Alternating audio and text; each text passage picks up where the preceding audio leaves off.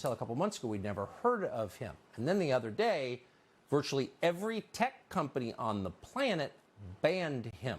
Not just his presence, but also his ability to conduct business on the internet. He was taken off Instagram, TikTok, Facebook, YouTube, all of it. Then they started telling you that not only was he not allowed to talk, but that you weren't allowed to like him because he was an incredibly bad person. And our view on that always is we'll decide for ourselves, since we're adults and Americans, and we'll listen to anyone we want, and we'll come to any conclusion we care to come to about what that person is about. So we sat down at some length and talked to Andrew Tate, and we wanted to show you some of it so you could make up your own mind, which you're still allowed to do as far as we're concerned. Here's part of the interview. I don't really feel like I've exposed anything. Like, I'm truly not a very political person. This is the first time someone's experienced this level of ban. I'm not particularly right-wing. I don't vote. I mean, I obviously have my own personal views, but they didn't ban me for that. They banned me simply because I had large swaths of the population agreeing to very traditional masculine values. Teenage men and young men, 22, 23, 24, were looking up to me and aspiring to be like me. I have a very traditionally masculine life. I have fast cars and a big house and a lot of money and a beautiful girlfriend. And they thought this was very, very threatening. And for some reason, they decided that it's better if they annihilate me from the internet and replace me with somebody who's more aligned with whatever they're trying to purport. Tell us what your message is to young men. Yeah, so I think that being a man is very, very difficult. I think that men's issues are largely overlooked. The people in charge of the world pretend to care, but when somebody who's championing men's issues like myself comes forward and finally manages to garner huge percentiles of the public support, I'm silenced. So they're not really interested in men's issues. And there's a lot of young men growing up today that feel very disaffected. They feel invisible. The agendas that are being forced down their throats are not agendas they align with or they feel affinity to or agendas they want. And I basically just say to men, look, it's a very hard life. You're going to need to get up, work hard, go to the gym. Strong body is a strong mind. You're going to have to reject listening blindly to everything you're told, reject the slave mind, think for yourself, get a strong network of brothers, work aside them.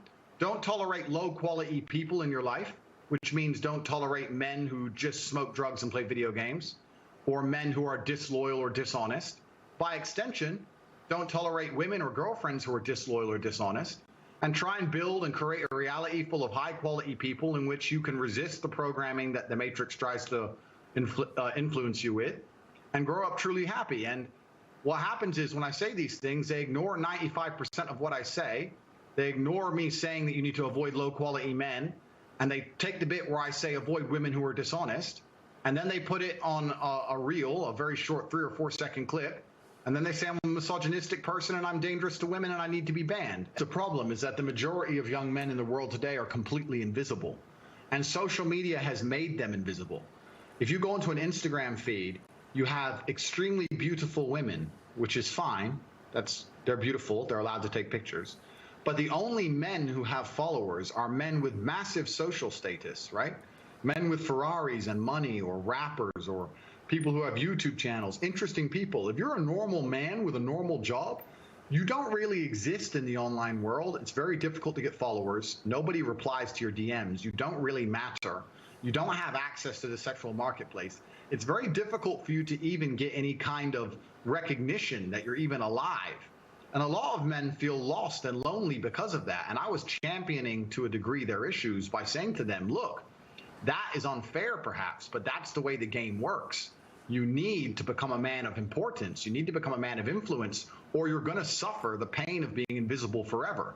Here is how you do it. I wasn't trying to change the rules of the game. I was just telling the men how to win, because I came from nothing and I'm completely and utterly self-made. And I think the reason a lot of men are so depressed is because they feel invisible. They feel like the life is too hard. Women expect me to be strong and smart and funny and interesting with a nice apartment and a fast car and tall and well-connected and funny. And it's just too much for them to handle. And the social pressure on men is absolutely immense. And I was championing their issues. And at the same time, all these social media platforms pretend to care as soon as somebody they resonate with stands up and champions their issues, they mass blanket ban me, which shows they have absolutely no care for the young men of the world today. They think that by banning me, I'm just going to vanish and the young men are just going to go and start eating the gruel that they're fed on their YouTube feed. They don't want to read. They don't want to see transgender people wear makeup. They don't want to see that. They want to see a man who has a bunch of money and a nice life and some fast cars and is strong and is confident. They want an action hero. And that's something that large portions of the world still want to be. And YouTube and social media platforms obviously just don't like the idea of that. They want to get rid of me and try and replace me with something they see as far more malleable, trying to create people which are more malleable and more easy to program and more easy to control. So news accounts in the United States say that the U.S. Embassy in Bucharest, Romania, was tipped off to your misdeeds and alerted the local authorities you might be committing human trafficking. Given that this is the same charge they leveled against Julian Assange or a species of it, skeptical, but I want to know the details. Were you arrested for human trafficking? What happened? Yeah, I was not arrested. So what happened is I suffered from a case of swatting. It's very popular with people who are large on the internet. Many large YouTubers have been swatted. It's where you call the police and you say somebody has a gun or there's a hostage situation and the SWAT team arrives. Somebody made a phone call to the American embassy saying that I was holding women at my house. The police arrived. And let me state this now. I state this openly to the world. I have absolute respect for the police. I would hate to live in a country where if you call the police saying women are being held against their will, that the police don't respond. That would be terrible. Of course they should come and look. Absolutely. They turned up. They investigated. They realized that nobody was in the house against their will. There was no crime committed. They said, okay, you're not a suspect, but you are a witness to this, along with me, my brother, the housekeeper, the gardener. Everybody who was in the premises at the time was labeled a witness. We had to go to the police station for 45 minutes for pieces of paper.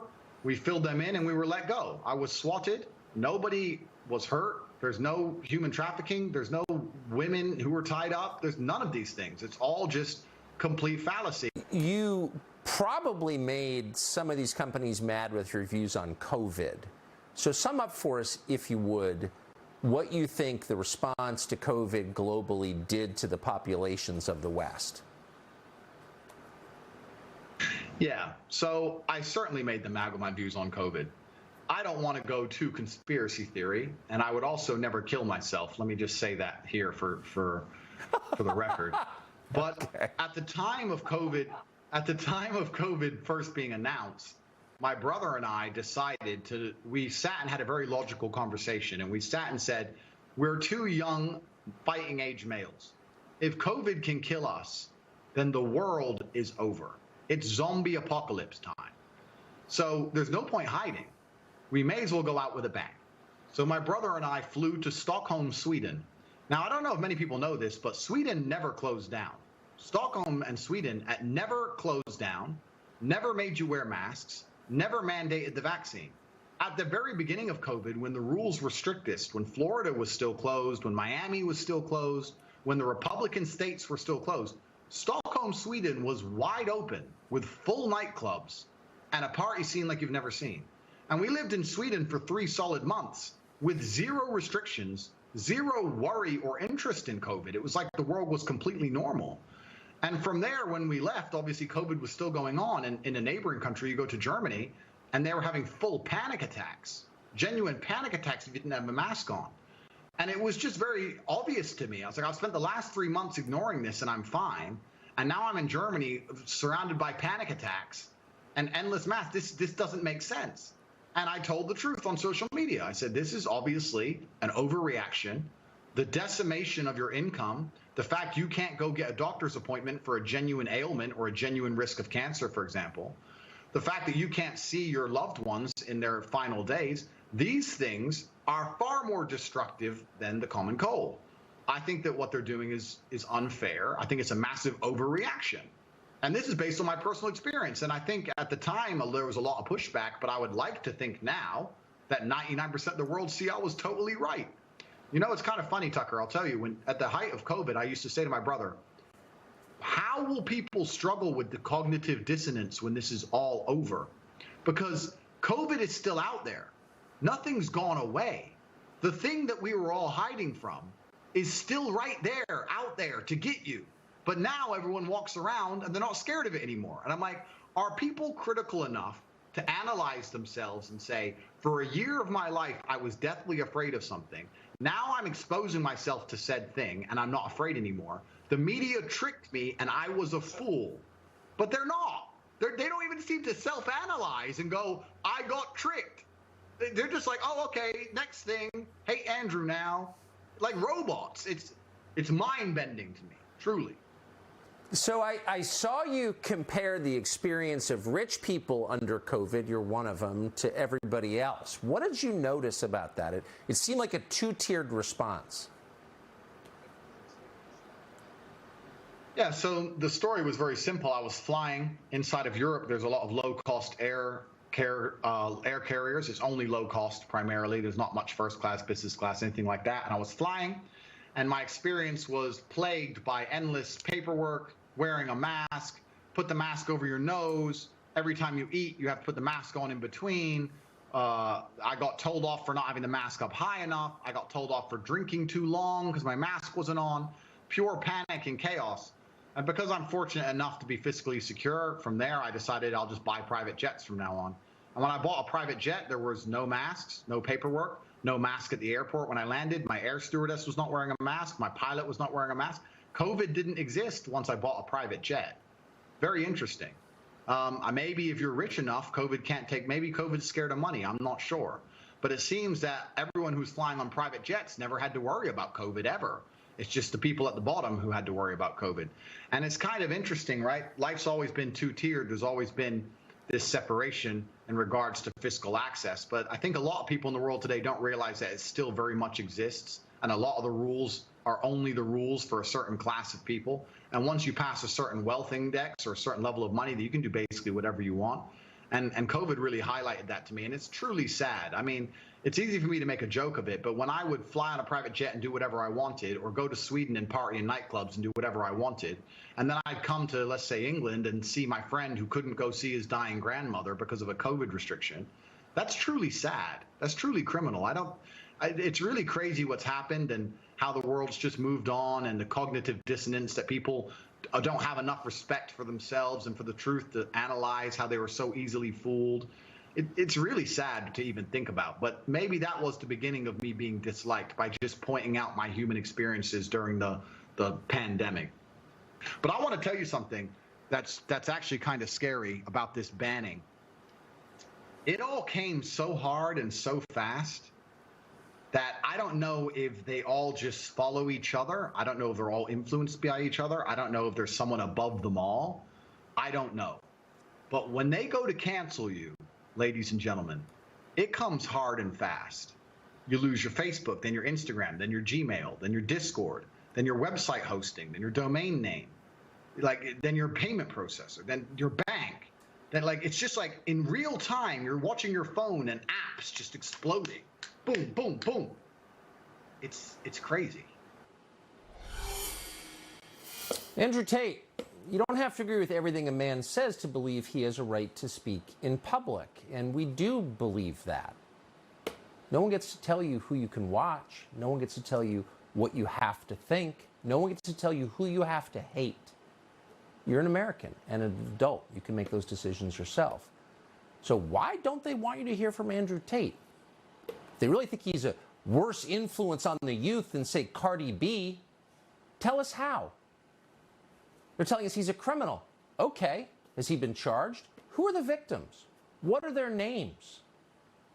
It's going to take a lot more than that to have us believe he should be canceled, or anyone else, by the way. We're against censorship, period. And more than anything, we're in favor of people making up their own minds based on the evidence, like adults do. So if you're interested, you can watch the full unedited interview with Andrew Tate after the show on Fox Nation. Of course, Tate's not the only person who's being censored. Virtually everyone's being censored. The Pentagon now punishing service members for liking the wrong tweets.